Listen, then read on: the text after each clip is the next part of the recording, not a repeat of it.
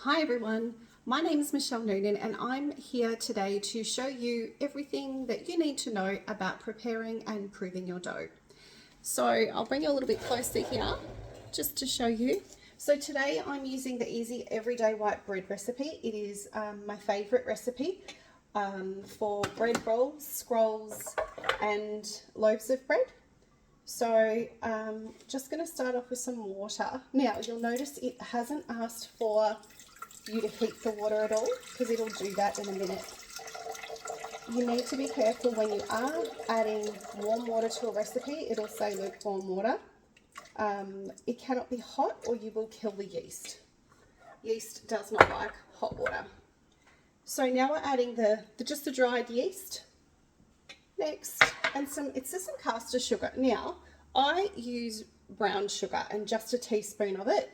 I find personally it just takes the doughy flavour out of the dough and it just makes it really smooth and delicious. So it's going to warm it now, so there's no need for us to do that.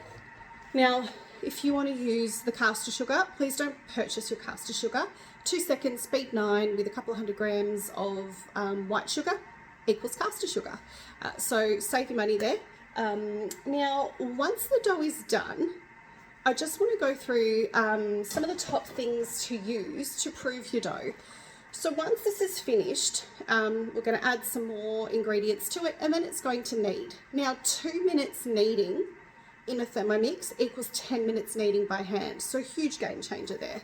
This is called our Thermomat, as you can see. It's a big mat, it's great for pastries and doughs. Now it has a fiberglass inner encapsulated in silicone, so it's safe to use as long as it's not cut. So keep knives and sharp objects away from it. But you can pop your dough in the middle and just fold each and then fold up and your dough will be in the middle there and it'll rise. Because of the way you folded it, it'll let it rise. Now, the other top item that I like to use is my thermoserver. Your thermoserver can keep things warm or cool for up to 2 hours.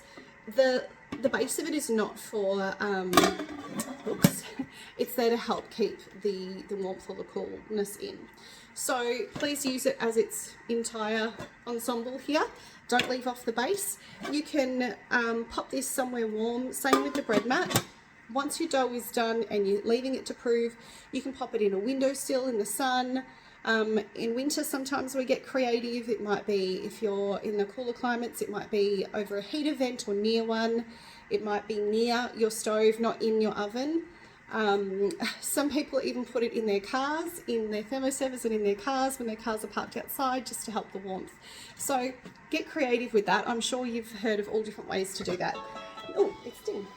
Now, just a quick one. There are a couple of different ways to get these items. So the thermoserver you cannot purchase in the mix shop, but you can get it one or two ways. It's in your kit when you start with this as a consultant, because obviously that's something that we need to use. Or it is a host reward if you want to host a demonstration and get it for free or super discounted. Speak to your consultant in regards to that one.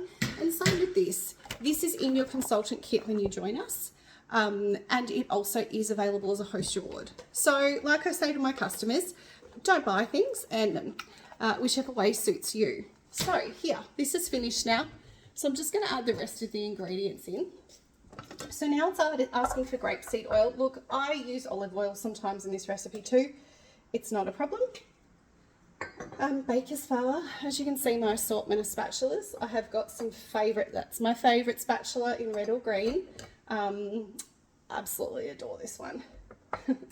It's from the mix shop as well. Okay, so we're going to pop this in. Let's see if I can not spill it everywhere to show you. All right. I have pre-weighed it so you didn't have to sit watching me scoop it. All right, that's that done. Next, now I want some sea salt. You'll see in this recipe the salt is not near the yeast. Never put salt and yeast together. They are not friends.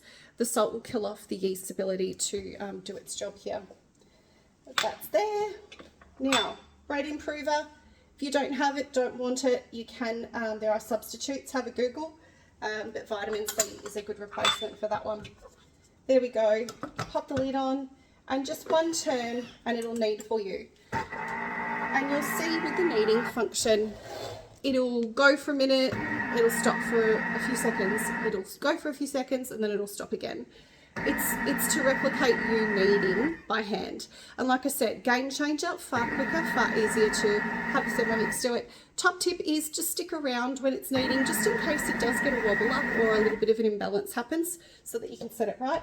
We do have our glider boards now, which are amazing because you can pull it out and put it back safely away quite easily, and it does hold it down a little bit so it doesn't move as much when it's kneading. I'm trying to think any other top tips I need to tell you. I think that's it. But just remember, salt and yeast are not besties. No hot water near your dough mixture. Follow the recipes and shout out if you need any help. I hope this has been helpful for you, and I'll see you in the next one where we learn to shape the dough into bread rolls, etc.